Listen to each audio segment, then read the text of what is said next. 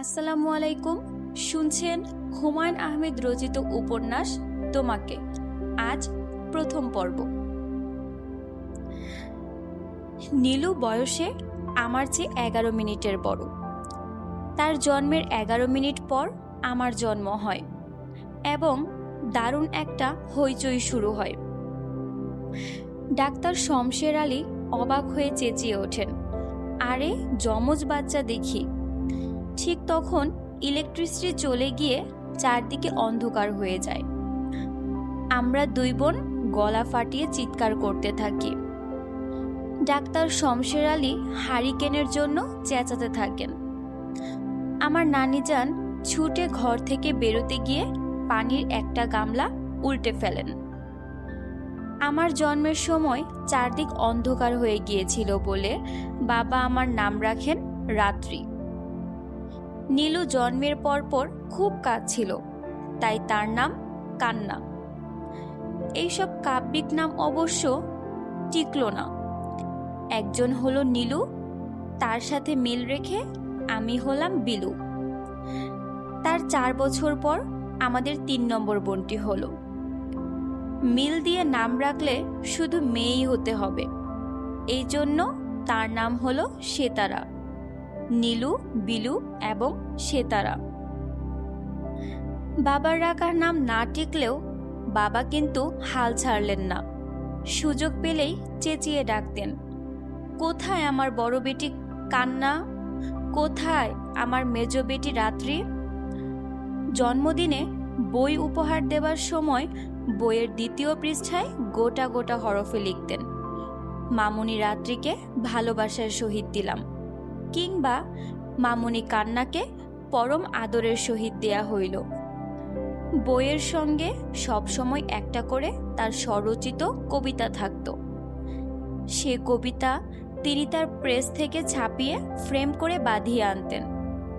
8 বছরের জন্মদিনে আমি এবং নীলু যে কবিতাটি পেলাম সেটা শুরু হয়েছে এভাবে, 7টি বছর পর পর আজকে পড়েছে 8, তব জন্মদিনে নয়তো মলিন ভয়াল বিশ্ব হাটে। যমজ বোন বলেই আমরা দুজন সবসময় একই কবিতা পেতাম। শুধু কবিতা নয়, গল্পের বইও একই হতো। দুজনের জন্য 2টি শিশু ভোলানাথ কিংবা 2টি ঠাকুমার ঝুলি। আমরা দুজন যে দেখতে অবিকল একরকম, এ নিয়ে বাবার মধ্যে গোপন গর্ব এবং অহংকার ছিল। নতুন কেউ এলেই হাসি মুখে বলতেন, এরা যমজ, একজনের নাম রাত্রি, একজনের নাম কান্না। যার চুল ছোট ছোট ও হচ্ছে কান্না। মা বড় বিরক্ত হতেন, ভ্রু কুচকে বলতেন, যমজ মেয়ে নিয়ে এত ঢোল পিটানোর কি আছে? যমজ ফমজ আমি 2 চোখে দেখতে পারি না, ছি। আমাদের দুজনকে যাতে দেখতে একরকম না দেখায়, এজন্য তার চেষ্টার ত্রুটি ছিল না। আমাদের চুল কেটে ছোট ছোট করে দিলেন। একজনের গায়ের রং যেন অন্যজনের চেয়ে আলাদা হয়, সেজন্য নীলুকে সপ্তাহে 3 দিন কাঁচা হলুদ দিয়ে গোসল করাতে লাগলেন। কিছুতেই কিছু হলো না। আমরা যতই বড় হতে থাকলাম, আমাদের চেহারার মিল ততই বাড়তে লাগলো। নীলু যেমন লম্বা, আমিও তেমনি লম্বা। তার চিবুকের নিচে যেরকম একটি লাল রঙের তিল, আমার অবিকল সেরকম তিল। তার যেমন শ্যামলা গায়ের রং, আমারও তাই। মা পর্যন্ত ভুল করতে লাগলেন। যেমন একদিন বারান্দায় বসে তেঁতুলের খোসা ছাড়াচ্ছি, মা ঝড়ের মতো এসে প্রচণ্ড একটা জ্বর কষালেন। আমি খিলি পান দিতে বললাম, কতক্ষণ আগে? আমি শান্ত স্বরে বললাম, আমাকে বলনি, বোধহয় নীলুকে বলেছ, আমি বিলু। আমার ছোট চুল যখন লম্বা হলো, তখন দেখা গেল বাবা এবং মা ছাড়া আমাদের কেউ আলাদা করতে পারে না। কেন পারে না সেও এক রহস্য। নীলুর সঙ্গে আমার বেশ কিছু অমিল আছে।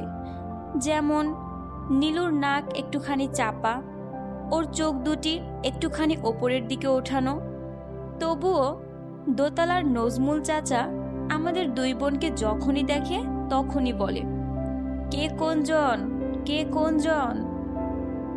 নীলু তাতে খুব মজা পায়। আমার অবশ্য রাগ লাগে, এইসব আবার কি ঢং। নজমুল চাচা সব সময় ঢং করেন, মা নজমুল চাচাকে সহ্যই করতে পারেন না। নজমুল চাচার গলা শুনলেই মুখ কুঁচকে ফেলেন।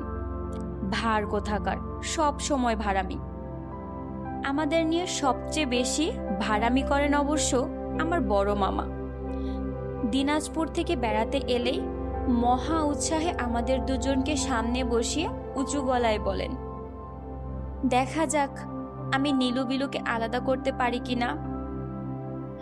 1 2 3, এইজন হচ্ছে আমাদের বিলুমণি। বড় মামা ভাড়ামি করলে মা রাগ করতেন না, বরং একটু যেন খুশি হতেন। সবচেয়ে খুশি হতো নীলু, সে হেসে কুটি কুটি। নীলুর নাম কান্না না হয়ে ভালোই হয়েছে, সে হাসতেই জানে, কাঁদতে জানে না। আমরা যখন ক্লাস 7-এ উঠলাম, নীলু আমার কাছ থেকে আলাদা হয়ে গেল তার হাসি নিয়ে। যাই দেখে তাতেই তার হাসি পায়। মা হয়তো কিছু নিয়ে ধমক দিয়েছেন, সে মুখ ফিরিয়ে হাসি গোপন করার চেষ্টা করছে। মা কঠিন স্বরে বলছেন, হাসছো কেন তুমি? কই হাসছি না তো। মুখ ফেরাও, তাকাও আমার দিকে। নীলু মুখ ফেরালে আমরা দেখতাম হাসি থামাবার চেষ্টায় তার গলা লালচে হয়ে উঠেছে। কেন তুমি শুধু শুধু হাসছো? হাসির কি হয়েছে বলো, তোমাকে বলতেই হবে। আর হাসবো না মা, এখন থেকে শুধু কাঁদবো। বলেই সে আবার ফিক করে হেসে ফেলল। মা প্রচন্ড একটা জোরে চর কষালেন। বাদর কোথাকার, তোমার হাসি আমি ঘুচিয়ে দিচ্ছি দেখো। নীলুর চোখে জল আসছে কি না মা দেখতে চেষ্টা করছেন। কোথায় কি? নীলু এমন ভাবে দাঁড়িয়ে আছে যেন কিছুই হয়নি। মা ক্লান্ত হয়ে বলতেন, ঠিক আছে যাও আমার সামনে থেকে। নীলু এমন ভাবে ছুটে যেত যেন আড়ালে গিয়ে হেসে বুক হালকা করবে। নীলুটা এমন হয়েছে কেন? এ বাড়িতে সবাই একটু গম্ভীর। সে তারা, যার বয়স মাত্র 5, সে পর্যন্ত কম কথা বলে। নীলু কার কাছ থেকে এত কথা বলা শিখলো, কার কাছ থেকে অকারণে হাসার এই অদ্ভুত অসুখ জোগাড় করলো তা জানা নেই। আমার এবং নীলুর খাট দক্ষিণ দিকের বড় ঘরটায়। নীলু ঘুমায় সেতারাকে সঙ্গে নিয়ে, তার একা একা ভয় করে। আকবরের মা ঘুমায় বারান্দায়।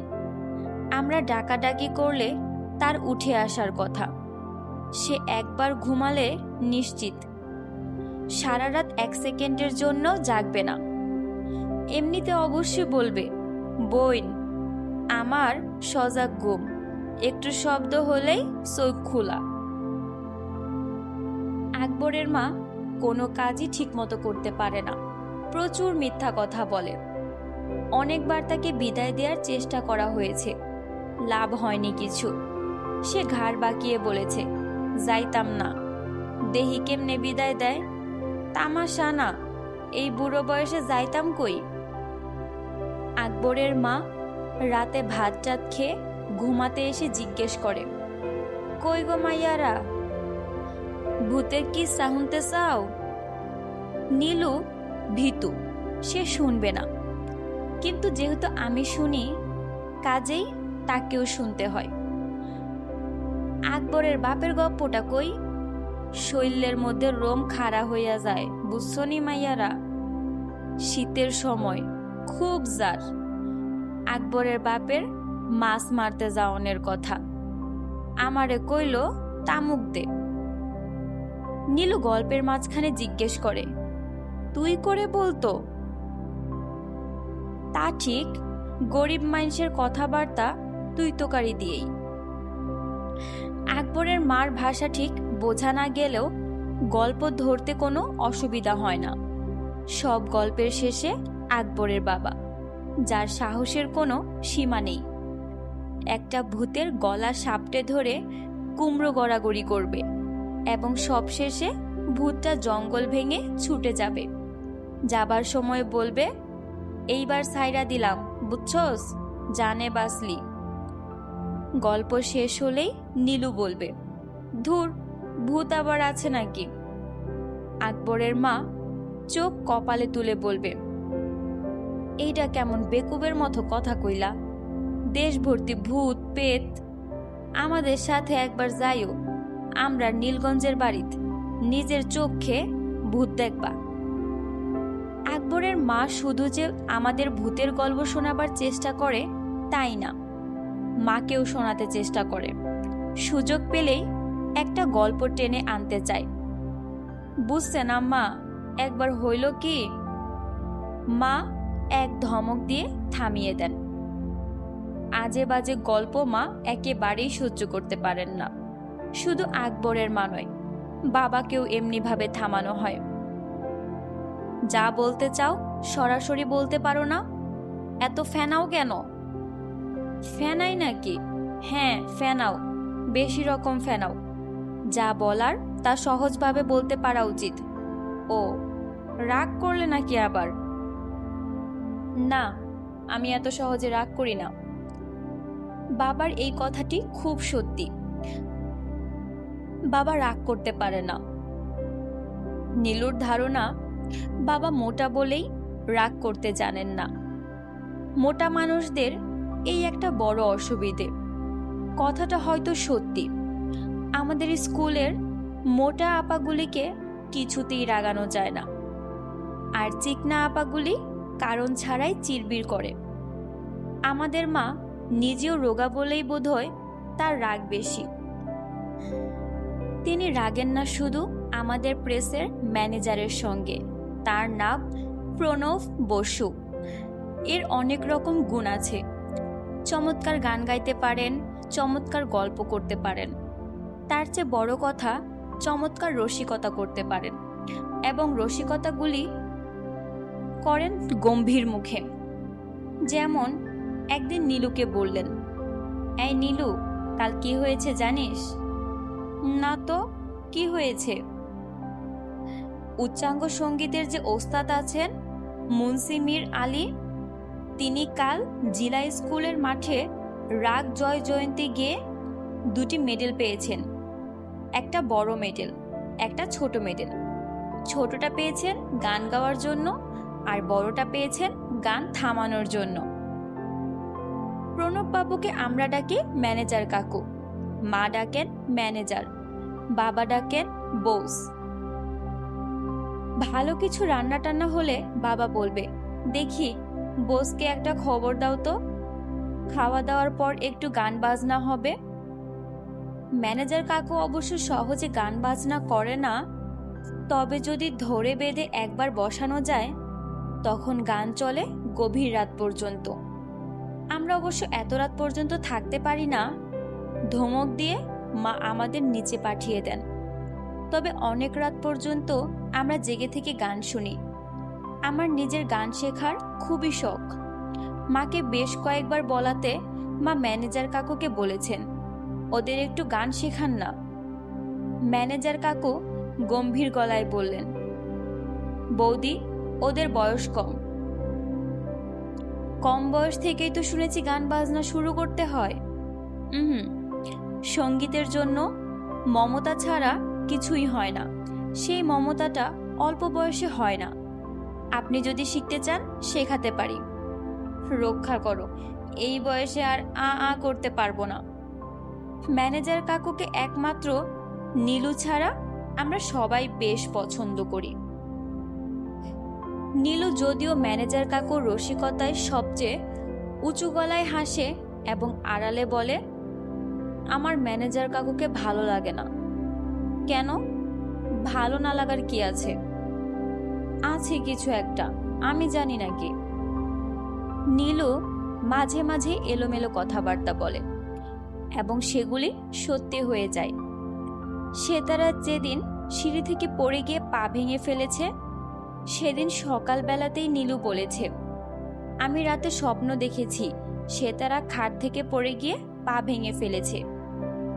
ম্যানেজার কাকু প্রসঙ্গে নীলুর আশঙ্কাও সত্যি হয়ে গেল। আমরা স্কুলে গিয়েছি। থার্ড পিরিয়ডে জিওগ্রাফি আফা এসে বললেন, নীলু বিলু, তোমরা দুজন বাসায় যাও তো, তোমাদের নিতে এসেছে। আমরা অবাক হয়ে বাসায় এসে দেখি আকবরের মা সেতারাকে ঘুম পাড়াচ্ছে। বাসায় বাবা মা কেউ নেই। দোতলায় নজমুল চাচা শুধু বসার ঘরে মুখ কালো করে বসে আছেন। আমরা কিছুক্ষণের মধ্যেই একটা অদ্ভুত কথা শুনলাম। মা নাকি ম্যানেজার কাকুর সঙ্গে কোথায় চলে গেছেন, আর আসবেন না, এরকম একটা চিঠি লিখে গেছেন। বাবা ফিরলেন রাত 11টায়। আমরা জেগে বসে আছি। অনেক লোকজন এসেছে, কেউ যাচ্ছে না, সবাই গম্ভীর মুখে বসে আছেন বসবার ঘরে। বাবা ঘরে ঢুকে এমন ভাব করলেন যেন কিছুই হয়নি। হাসি মুখে বললেন, রেনু ঝগড়া করে সকালের ট্রেনে দিনাজপুর তার বাবার বাড়ি চলে গেছে, আমি ছিলাম না। ভাগ্যিস প্রণববাবু বুদ্ধি করে সঙ্গে গেছেন, নয়তো একা একা মেয়ে ছেলে এত দূর যাবে, দেখেন না অবস্থাটা। এই মেয়ে যাত্রার মতো রাগ আর কারোর নেই। হা হা হা। এদের নিয়েও চলে না, না নিয়েও চলে না। লোকজন সব 12টার মধ্যে চলে গেল। আমরা নিজেদের ঘরে চুপচাপ শুয়েছিলাম। বাবা ঘরে এসে ঢুকলেন। মামনিরা ঘুমাচ্ছ? আমরা কেউ জবাব দিলাম না। বাবা মৃদু স্বরে বললেন, আজ রাতে তোমরা আমার সঙ্গে ঘুমাবে মামনিরা? নীলু শব্দ করে কেঁদে উঠল। সে সময় আমার এবং নীলুর বয়স 12, সেতারার 7। শুনছিলেন হুমায়ুন আহমেদ রচিত উপন্যাস তোমাকে।